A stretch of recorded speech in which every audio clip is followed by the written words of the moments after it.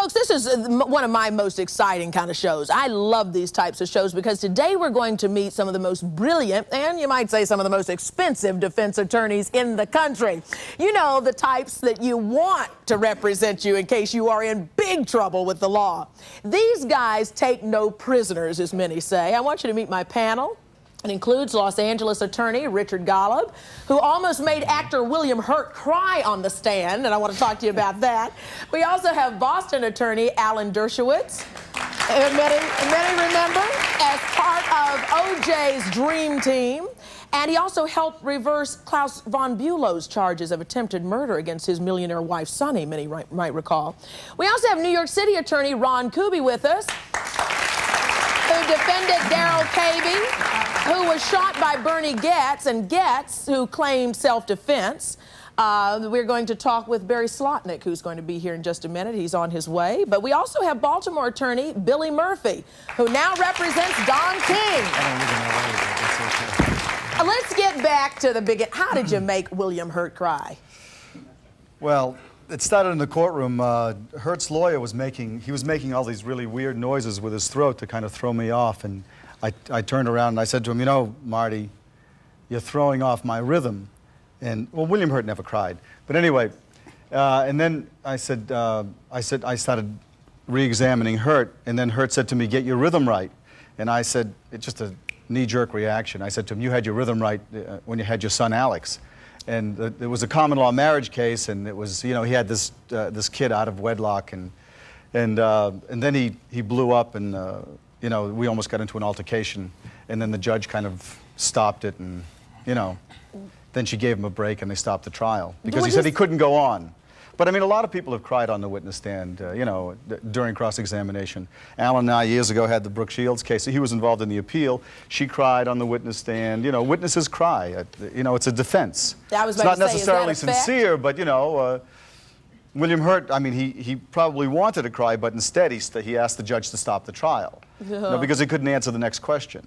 Now, do you tell if you're defending someone, might you say, look, here's a great time, you need to cry on the stand? You say that can work as effect as well. What I tell especially female, you know, parties in a case, they get very emotional. Sometimes men do too, but more often than not, it's women. And I say, if a question comes up and you feel like crying, just let it roll.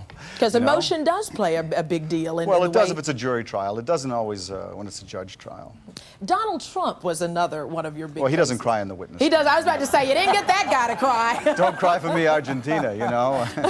No, but Donald loves to testify. What type you got to hold him back. What type of case were you working with Donald Trump? Professional. I defended Donald in the 100 Central Park South case. He was being sued by 48 tenants. How do you get to be an attorney as big as you guys are? What does it take to be able to handle this type of clientele? And well, I any of you sued can Trump. answer. That's how I became his lawyer. I sued him, and he happened to really enjoy the way he got sued. You kicked his butt, in other words. That's a very important point. I think the way you get to be a lawyer for people who really are in trouble is to be very tough with your clients, not to accept what they tell you, to be independent of them, not to be their friends, to be very professional, to criticize them, to tell them to their face, you don't believe them. If I don't believe you, nobody's going to believe you. And not to try to show that you love them and that you believe them and you accept them. Lawyers who become cheerleaders for their clients are often ineffective in court, and I think the client in the end doesn't appreciate it. The client wants to be treated as an adult. And these are people in deep trouble. And you better tell them. You know, I tell my clients, I am the X-ray technician. I'm holding up the X-ray, and I'm going to be brutally honest with you. I'm telling you what your chances are of surviving this surgery, and the chances may not be very good. And the lawyer's obligation is to be as tough with the client and as direct and as honest as you are. Who is one of your toughest clients? Oh, they're all tough because almost all come in and in the first meeting they tell you they didn't do it. They're the most wonderful person in the world. We want you to vindicate us, and then after it's over, would you please nominate us for the Nobel Peace Prize? So they're all tough that way. You have to develop a sense of trust so that they will tell you the truth, because often the truth will help them. They don't know that. They don't realize that the truth can sometimes help them because it will lead you into a defense that they may not be aware of. And often these are people who they have no reason to trust you. You're a lawyer. You don't know them. You're not a friend. You don't have a rapport with them that's based on an intimate friendship. And so I think they're all tough. The toughest case I ever had was representing Anatoly Sharansky, who was the Soviet dissident who was now a cabinet member in Israel, but he was at the time in the Gulag. And we had to try to win a case in front of a Soviet court in the Kremlin under circumstances where the Soviet Union would not let us initially come in. We eventually got in and were able to file briefs. I would say that's the toughest case I ever had. I feel like that almost every day representing poor black people in New York.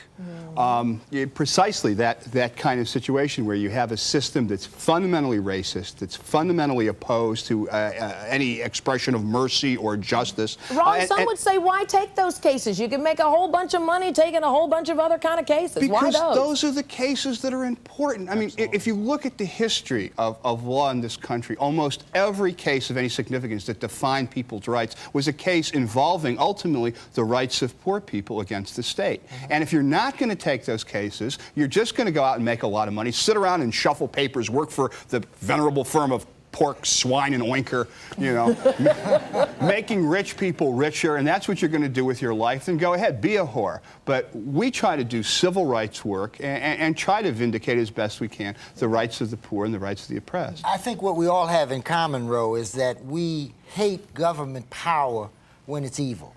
And government has had a history over the years of being truly evil for long periods of time.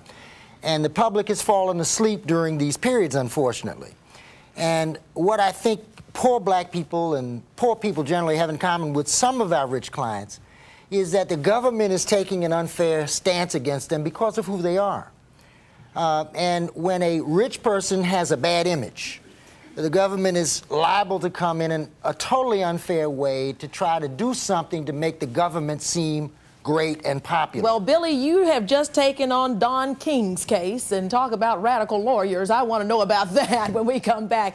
We have also talked about O.J. Simpson. Certainly none of us fell asleep during that saga. Have we heard the last of O.J.? Well, Alan Dershowitz says absolutely not. No way. We're going to find out what he means by that right after this. Hey, are you enjoying this episode of Rolonda? If so, please hit the subscribe button and let me know. Leave your comments and also follow me in other forms of social media at Rolonda Watts. Remember, that's ROLONDA, Rolonda Watts on all forms of social media. Now, let's get back to the show.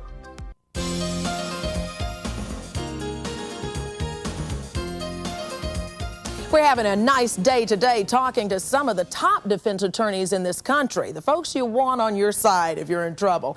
Alan Dershowitz, part of O.J.'s dream team and now author of a book entitled The Vanishing American Jew. You say there's no way we're getting rid of O.J. First of all, tell me about this book.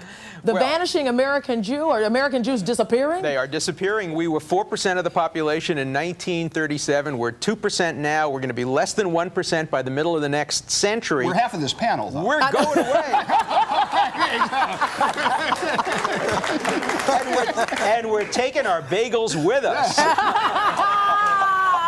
You know, when I first wrote the book, The Vanishing American Jew, people thought it was first a diet book for overweight Hebrews or a book by David Copperfield, but it's not. It's a serious book about how ethnicity is changing. In fact, I got a very interesting review the other day from an African American who said that the book should be read by African Americans because the same thing is going to happen to African Americans. High rates of assimilation, high rates of intermarriage. As soon as the persecution stops, people stop identifying ethnically, racially, or in any other ways. We're too focused on persecutors to form our identity, and we need a more positive sense of identity, whether we're Jews, blacks, women, gays, or anything else. That's the thesis of the book, essentially. You know, I hate being on the show with Alan because I generally agree with everything he said, and this is no example, no different. I think black people are in trouble for the same reason. I think that when we get more affluent, when we get more comfortable, we want to belong. And so we wish to give up some of the great things about being African Americans or Africans, and we trade them in so that we can be accepted and acceptable. This is a tragedy. Speaking of one African-American man that certainly got an awful lot of attention over the past couple of years, O.J. Simpson. Have we heard the last of him? You say absolutely not. Oh, no, we've not heard the last. First of all, there's going to be an appeal, and there are very serious errors in the trial. I don't think there is a lawyer in this country who could look you straight in the eye and tell you that the judge was right when he allowed in lie detector evidence, when there's no evidence that there was a lie detector taken, when he allowed in hearsay about an alleged phone call made to a battered women's shelter, which maybe was from somebody who was calling about somebody who was related to somebody. It was very vague and very unclear. But let me tell you, are there going to be 5 judges in the state of California elected and subject to recall who will have the guts to give us OJ3, who will have the guts to say that the errors in this case require yet a new trial? It's a real test of the independence of the California judiciary. Well, the question kind of answers itself, though, doesn't it, Alan? Well, I have some faith in some judges, and we wait and see. I don't see how they can't reduce the judgment. The law in California is that you can't bankrupt somebody. And I have to tell you, as one of the lawyers in the case, this guy is as close to bankrupt as anybody can be. He has no way of earning money. He has no way of he does have a pension fund. And it's going to be a very interesting case as to whether the pension fund will count. But look, let me be very clear about one thing. If he did it, there is no amount of money that can compensate the family for the death of 2 children. So I hate to see, that's why I'm not in the business of litigating for money. I hate to see lives measured by dollars. It's really appalling. And I wish this case were not about money as it's become about money now for everybody. There were so many lives that were touched by this case. I mean, if you ever needed an example to bring all of America together with opinion, and sometimes very vehement opinion, it was this case. And many people in the aftermath lost a great deal of confidence in our justice system. Do you see that coming back? Absolutely. And they're right to lose confidence for this reason. If O.J. Simpson didn't have the money to hire the investigators, to hire the Barry Schecks and the Peter Neufelds, the great forensic people, he, like so many other poor people, minority people, would be in jail today. There are unless so he had many Ron Kuby. Innocent people. Well, Alan's absolutely, he's absolutely right. He's absolutely right. Unfortunately, the cry has not gone out, let's give poor defendants more resources. The cry has gone out to say, geez, we have too many blacks sitting on criminal juries. Let's figure out some way of having non-majority, non-unanimous verdicts so we can just have a white majority going off to convict people. The cry has been to amend the Constitution to give defendants fewer rights. When Alan, I hate to say it because I hate to agree with Alan on many things, but he's absolutely right. Let's make sure that all defendants can defend themselves from the power of the state the way, fortunately, O.J. Simpson was. He was the first black man in America to actually get a completely fair trial. Hey, took 400 years, took $7 million, but by God, he got himself a fair criminal trial. But you know what's happening? There's a drift in America that's so substantial and so awful towards trusting government in the criminal justice arena, in the trial arena. Government should never be trusted. Absolutely. Look at the FBI. When I grew up, you didn't cross-examine an FBI agent because the FBI, of course, was telling the truth. Now, prosecutors won't even put on expert witnesses from the FBI because they'll be laughed off the stand. That's how untrustworthy the FBI lab has become. But you need money. You need resources to challenge the FBI lab. Otherwise, you have to accept them. And they have faked cases deliberately. And now, finally, we've exposed them. But, Alan, we now know that J. Edgar Hoover had been co-opted by the mafia. And that's why he said for years that there was no such thing as the Cosa Nostra. Because they knew that undercover he was gay, that he liked to wear dresses. This is a well-kept secret from everybody but them, and they had the goods. Well, you and speak so of Cosa at the very Nostra. top of our government, it was co-opted and corrupt. Well, as you speak about the underworld, when we come back, he is taking on Sammy the Bull Garvano. And I don't know anybody who might want to be in his shoes, but Ron Kuby standing his ground. We're going to talk to you, Ron, about Sammy the Bull when we come back.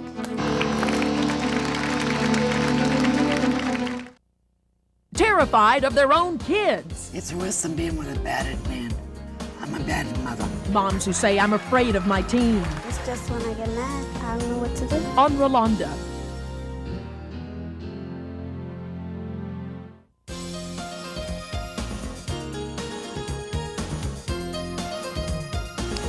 You know, you must be pretty good if you have dealings with people like John Gotti, Joseph Colombo Sr., Vincent the Chin, just to name a few. I mean, you better be good, guys.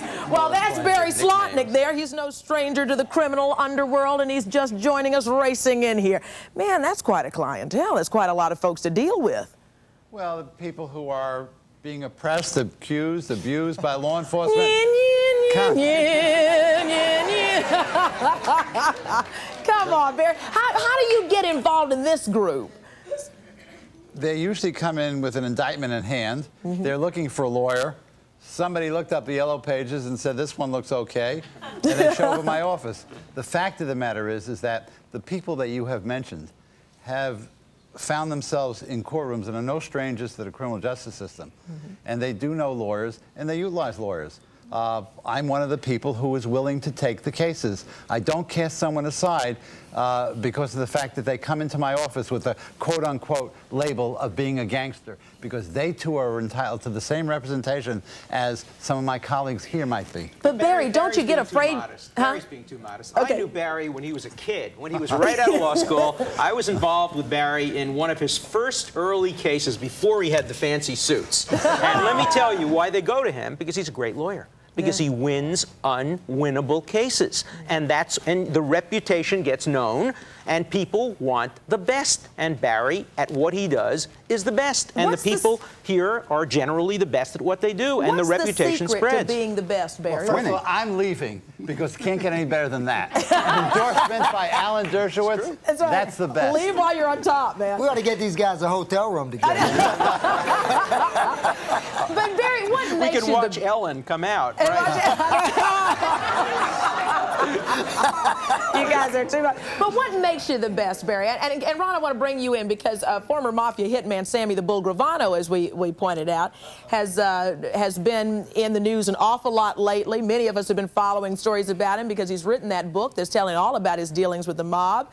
But attorney Ron Kuby is taking the bull by the horns and just update us. What are you doing? Because as we talk about... Well, Sammy Gravano is one of the biggest serial killers in American history, and he's the only serial killer to be embraced by the government. He killed 19 people, 19 murders that he admitted to. He was given a total of 5 years in prison, then released into the witness protection program, your tax dollars at work, wrapped up in the American flag. A federal judge called him the most heroic man he had ever met. And he went off to write this book that's bound to be a bestseller. He made some deal to make millions of dollars talking about his murders. And his family members of his victims came to me, mostly daughters of women men that he had killed. They were just young girls when he committed these crimes, and they said, is there anything we can do? So we looked up some laws, and New York has a provision to allow crime victims to sue their victimizers, to go after the profits from the book. And the families got together, formed a group called Families United for Justice, and they're going after Gravano. I'm representing them, trying to obtain the profits from his book, pursuing him in a wrongful death action, and saying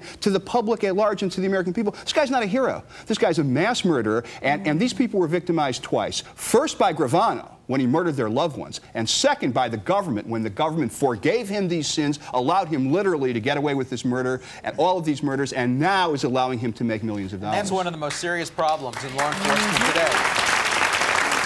That the government buys witnesses, rents witnesses, Absolutely. pays off witnesses. We need defense lawyers who are prepared to fight government corruption, because if the government corruption stays undercover, every one of you is at risk from a prosecutor or a policeman or someone else who wants to get you. And by the way, it happened in Chicago, almost to the same extent in Philadelphia, maybe to a greater extent, because they were giving witnesses hotel rooms with women who would come in and provide their sexual needs, great meals, all kinds of expense accounts, and the judge got upset about that. But it's a widespread problem.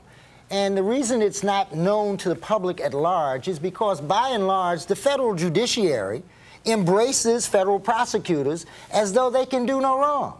And there is a presumption that when a federal prosecutor speaks, that he speaks with honor, he speaks with truth, and there's a presumption that when defense lawyers speak, that we speak on behalf of some corrupt cause. And there isn't a level playing field in federal court.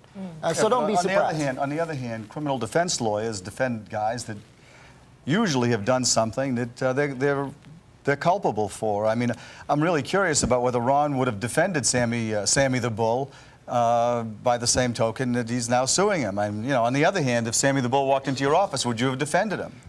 You know something? I'm not the least bit interested in making deals with people like Gravano. No, I'm talking about Gravano came to you 2 years ago and said, represent me. Would you have done it? He didn't need me because he had the government. No, but he you're went not to the answering my government, question. and the government the said, question is, would you or would you not have represented him? The question, no, I wouldn't. No, you wouldn't. You wouldn't have represented him.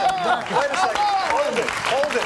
You guys represented, hold it. You represented Colin Ferguson, the guy that plugged 19 people on the Long Island Railroad. Ron, I got to admit, I got to ask you about that one because, I mean, a lot of us sat there and went, not only is that guy nuts, is Ron Kuby nuts too? Let's talk about that, really. When we come back also, well, I can understand Barry. a great lawyer just applying his talents. Right, well, let's talk about that because I want to know why. I mean, boy, that was one case. Also, the Barry Slotnik case that I remember when I first met you, you weren't a little boy then, but I still met you, was with Bernie Goetz. And you have been in Bernie Goetz's corner. We're going to talk about that. Dapper Don, former mob boss John Gotti as well. We have a lot to talk about with these attorneys as we continue our show on radical lawyers today. Do you have a question?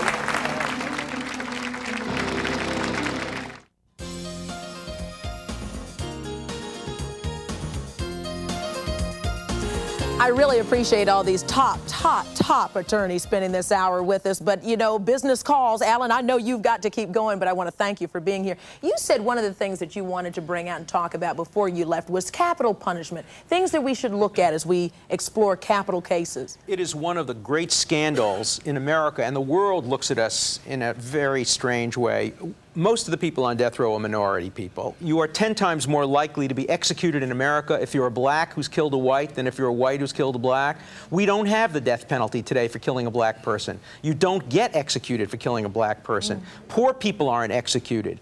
People with good lawyers aren't executed. There's only one criteria that determines whether you're going to get executed today, namely your poverty and your race. And often there's the combination of the two. And we cannot tolerate a system in which lawyers don't take capital cases. In my office, we never turn down a capital case. In fact, the initial reason I took the Simpson case, he was facing the death penalty when we were asked to participate. So what can people at home, the average Joe Schmoes out here who could possibly end up in a system that could be a death sentence for them, what can we, the American people, do? You can agitate against capital punishment. You can vote against capital punishment. You can make sure that capital defenders' offices are staffed. You can show up for Mumia Abu Jamal, African-American political prisoner on death row in Pennsylvania. You can make your voices heard. And you know, today they're cutting back on defense availability. Today, in many states, if you're appointed to represent somebody on death row, you get a $1,000 budget. $1,000 to represent somebody on death row.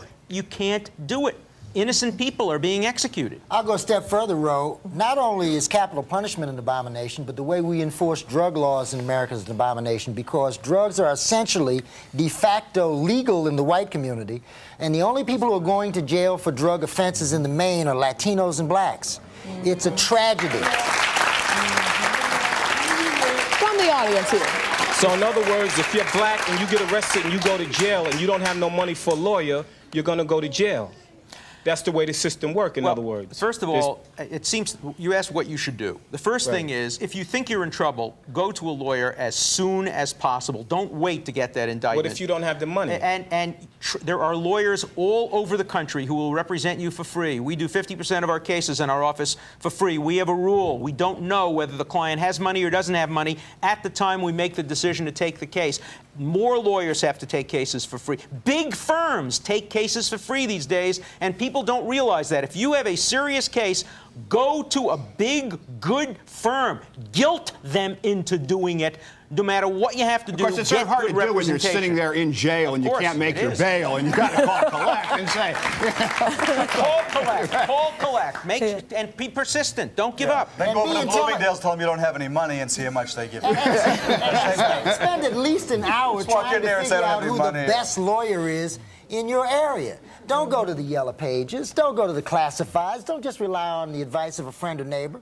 Do some homework to figure out who's really good, who wants to win, who's committed. And don't get the lawyer that everybody else in jail has, too. That's why it's a they're mistake there. a lot of people make. But the biggest thing is stay out of trouble because, you know, once you're in trouble, the system doesn't work for you. It works against you. Yes.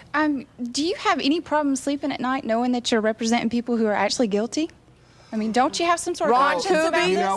You know what? I represented flag burners before the United States Supreme Court. Did they burn a flag? You bet they did. I represented conscientious objectors who refused to fight in the Gulf War. Did they do? Did they actually refuse to kill anybody? That's too easy. What about a murderer? What about somebody? What about Colin Ferguson? That's what I want to know about. Colin Ferguson, okay? Here was Colin Ferguson, absolutely insane, lumbering down that car in the Long Island River. I mean, like this, killing those methodically shooting people. And what we said was that Colin Ferguson, and who disagrees? We said Colin Ferguson is insane. The man is absolutely out of his mind. The man belongs in a mental institution for the rest of his life. Do we agree with this? He proved it by defending himself. Yeah. That was our defense.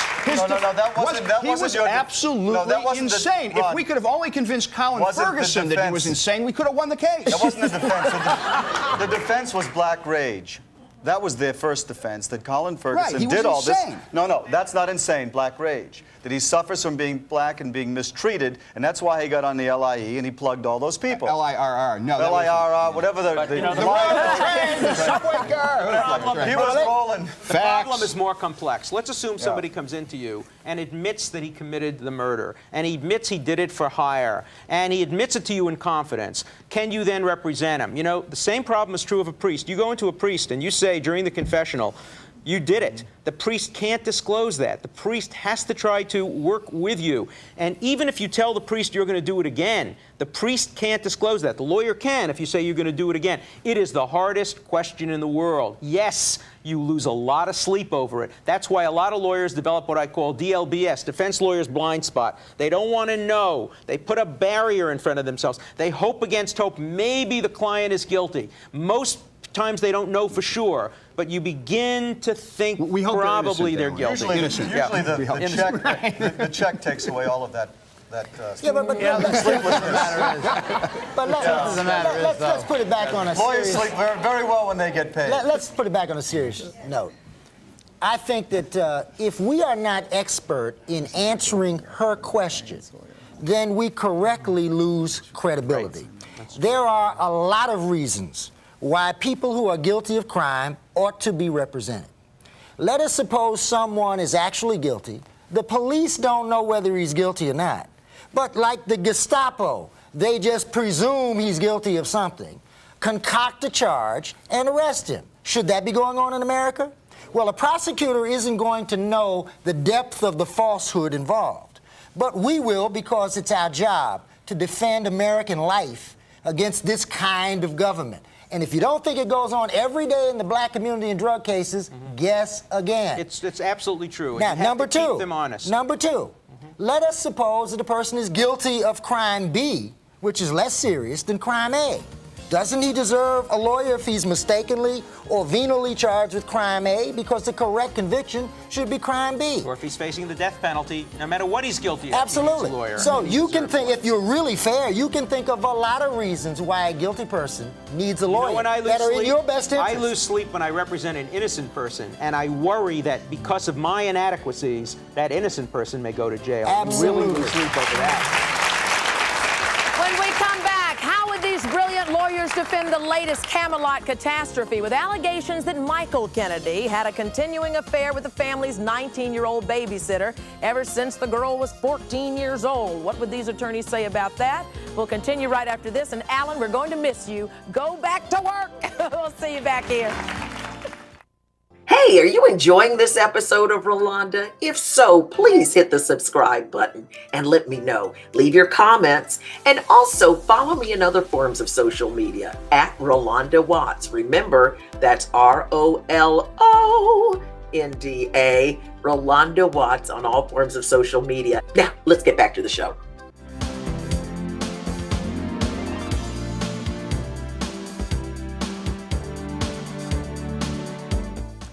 Some call it a tarnished Camelot. It looks as though another Kennedy boy is in trouble, and we're reading it in the news all over again. This time, it's Michael Kennedy, who the Boston Globe is saying allegedly carried on an affair with the family babysitter ever since the girl was 14 years old.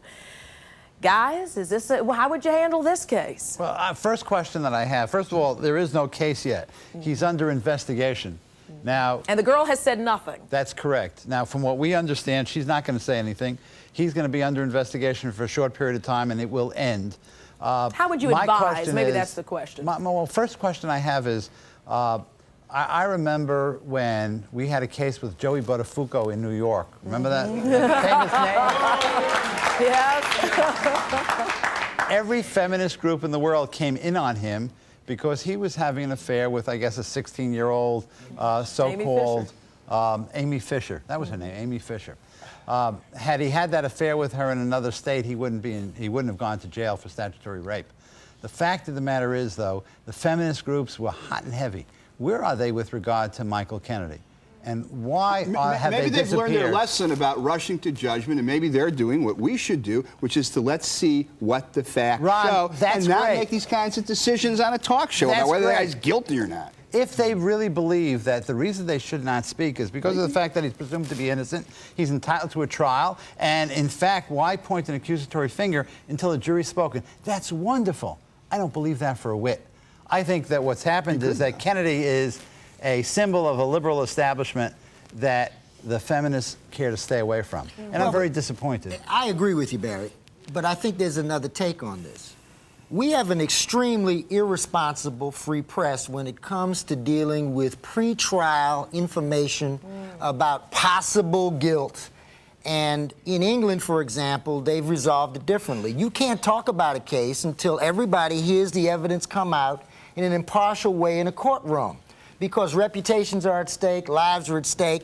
Suppose this guy, Michael Kennedy, didn't do anything. So you're saying look the at media what he's gets in the lost way. because of the irresponsible way in which the feeding frenzy about him, because he's glamorous, because he's a Kennedy, because he's this and that, have made us think, could he possibly be guilty? But if you're going to defend somebody of that kind of celebrity, then you're going to have to take that in account, right? I mean, don't you play into how the media might cover it? He's got a simple defense, which is a very famous defense that Barry has advised clients about, that Ron has, that Mr. Murphy has, that I have, and it's comprised of two words. You just tell him to do nothing. They're never going to prove it. Do nothing. You're not going to talk. He's not going to talk to anybody. The babysitter's never going to talk to anybody. It's like Michael Jackson. He never got indicted for what he supposedly did. You just don't do anything, and then the case goes away. Barry, you did something very interesting lately. You made about face because of a big story in the news. Well, we all know that at the present moment there's a man by the name of McVeigh who's on trial. I'm a member of an organization called the National Association of Criminal Defense Lawyers. When he was arrested, they did nothing. That organization absolutely refused to get involved. They didn't want the bad reputation of McVeigh to rub off of them. The fact of the matter is they stand for much more. I resigned based upon the fact that they did nothing. I resigned in the middle of their convention in this great city of New York that we live in. They did an about face first. They realized that their calling was to help people who were accused of crimes, no matter whether they're guilty, not guilty, and heaven knows with regard to McVeigh. I think if Mickey Mouse sat in that seat, he'd be convicted. I don't know whether McVeigh did it or didn't do it, but I think McVeigh's got no shot whatsoever. Yeah, but Barry, and that's a danger in this country. And when the National Association of Criminal Defense Lawyers decided that they were going to help and put together a fund, they really couldn't find a lawyer, but they put together a fund, they helped. I went back to the organization and I said, now Barry, look for a lawyer. Barry, I don't think that that's really accurate. And I'm going to let you explain your... I'm a member too. Hold on. I'm going to let you explain your difference in just a minute. Also, when we come back, attorney Billy Murphy talks about his rounds with Don King in the ring. What's that about? We'll find out right after this break. Meet hot Latino celebrities, like the stars of the movie Selena. The American dream, just with a little Latino skin on the outside. And the legendary Tito Puente on Rolonda.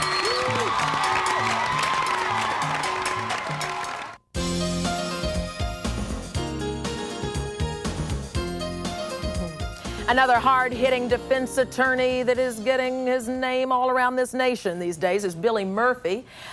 He is now in the thick of things with Don King. Recent news, you've just been signed up as his attorney. What is that? What's going on? What's that about? Well, Don is accused of insurance fraud, and the first trial resulted in an evenly split jury, 6-6. 6 people thought he was innocent, 6 people thought he was guilty.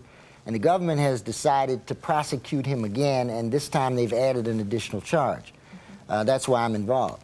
I don't want to talk about the case because it's my standing policy not to do that unless I am compelled to do so because the government has initiated the discussions directly or indirectly.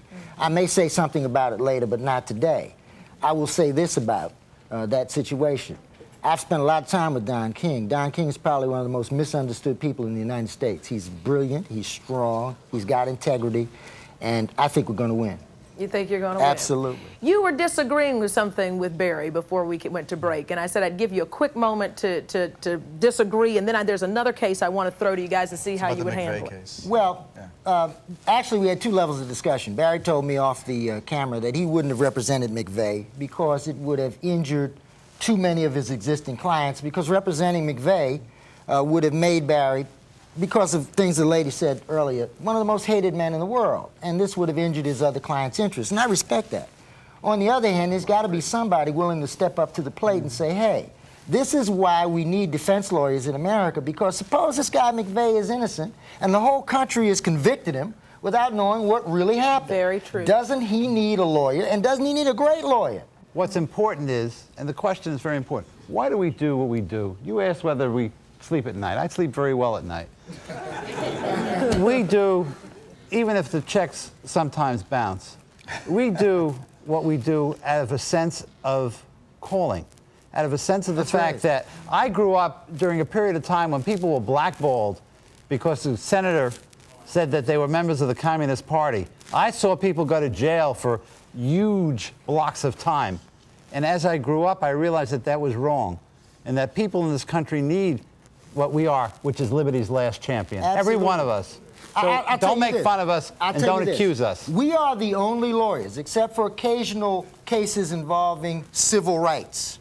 We are the only lawyers who defend the Constitution. We are the only lawyers who try to persuade judges on a daily basis that prosecutors want too much power, that they ought not have it. We're the ones who defend the existence of the 4th Amendment, the 5th Amendment, the 6th Amendment, the things that our founding fathers fought and died for, which wouldn't pass a referendum in America today because they would be considered too radical. We are the only hope for those things surviving in America. I love what you said. Gotta understand Liberty's this. champion. And we'll be right back in a minute. I hope we're going to have time. But, you know, they long.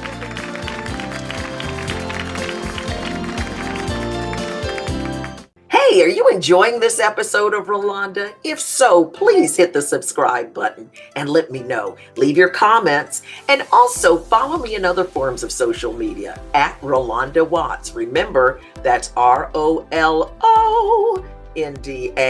Rolonda Watts on all forms of social media. Now, let's get back to the show.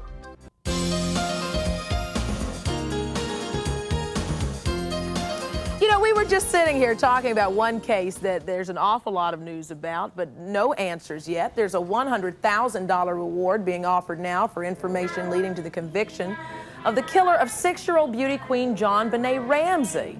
And I want to know what our attorneys think, because I don't know about you guys, but I don't understand why we're not further on this.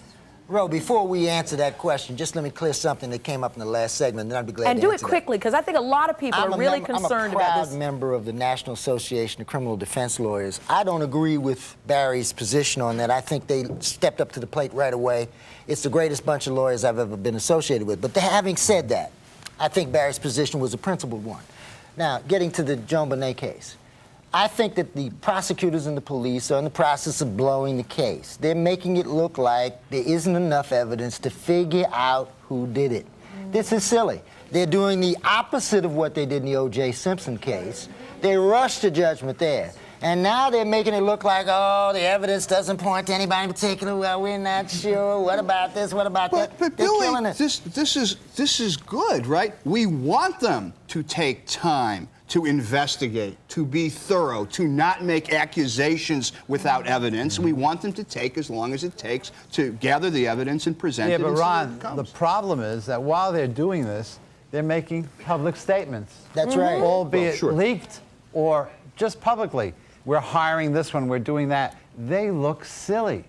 They ought to investigate by keeping the silence. And then they may never find anyone. Because they're running a huge risk, as you point out, of really blowing this case Absolutely. if they get something. Well, Is that what certainly you if think? you're a prospective juror and you've been inundated by the police saying, we don't know who did it. We're still investigating. We're calling in this pathologist. We're calling in this expert.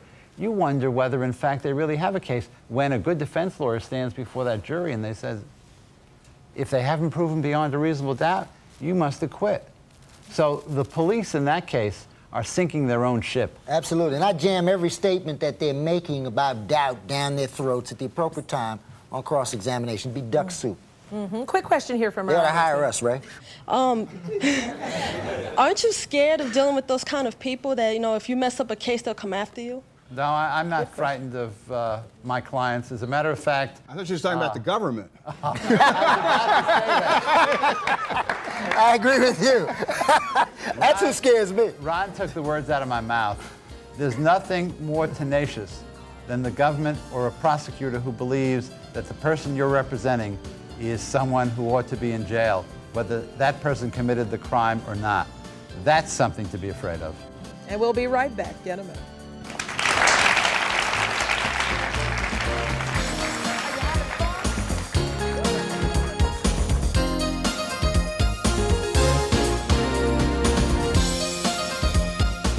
Why do these children abuse their own parents? It's just when I get mad, I don't know what to do. Can anyone teach them respect? She doesn't deserve right now to have her arm around you. Take your arm away. Does this little girl really have it all figured out? They want their moms to be afraid so that they get what they want when they want. I'm afraid of my team on Rolonda. I'm practicing that phrase, and Barry says it's Liberty's last champions. Not and that's Liberty's champion. Liberty has many champions. The last champion is the lawyers. Remember, when Shakespeare wrote, "Let's kill all the lawyers first," and people laugh about that. And people applauded. No. That's correct. Those were the words that were said by people who were trying to take over by tyranny. And so they had to go out and kill all the lawyers first so they could destroy democracy. And that happened in this country when King George refused to give up power and we were forced to a violent revolution in this country. The lawyers were the ones who were leading the charge against the king and mobilizing the people because of the tyrannical nature of government. That's what we do. And the moment you start to relax in America and think that everything's A-okay with the government, that's when you're really going to need us, because you're going to be asleep like Rip Van Winkle. And remember, it wasn't significant that Rip Van Winkle slept for 20 years. What was significant was he slept through a revolution. And Rolonda, if there's one person out there in that audience, out watching this program, who decides after watching us that they want to help society and become a criminal defense lawyer, well, this has been a greater program than I thought it was. Oh, thank you. I hope so. I hope so. I think that deep in our hearts, we all love this nation, and we do want to have hope and want to have belief in a system that is oftentimes leaves a sour taste in people's mouths. But just by your spending the time here with us and your honesty and putting things right out on the table has given us a better sense of what this system is that we call the judicial system, and I will get that we got to correct. thank you for putting on this show. Thank you, thank you, thank you. And I want to thank you. It's a love fest. And thank you for tuning in this hour. We hope you learned something, and we'll see you next time on Rolonda. Goodbye, everybody.